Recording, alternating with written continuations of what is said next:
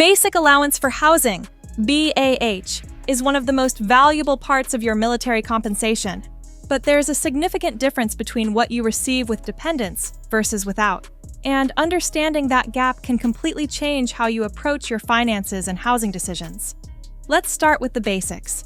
BAH is a monthly allowance designed to help service members cover rent or mortgage costs when they live off the installation. The amount you receive is based on three things: your pay grade, your duty station zip code, and whether or not you have dependents. The dependent rate is almost always higher, sometimes significantly so. The reason is simple. The military assumes that a service member supporting a family needs more space and therefore pays more for housing. In many markets, the difference between BAH with dependents and BAH without can be $300 to $600 per month or more.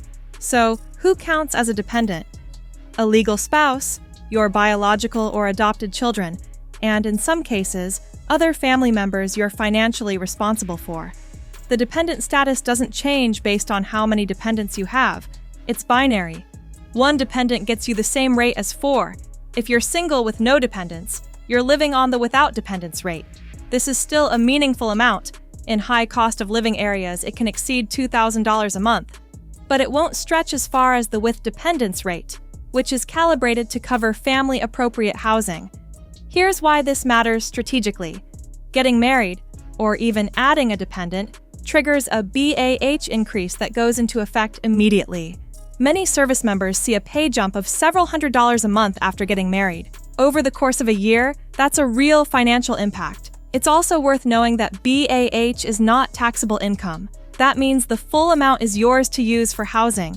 If you find a place to live that costs less than your BAH, you keep the difference. That's one of the smartest moves in military personal finance. Want to see the exact dollar difference for your rank and duty station?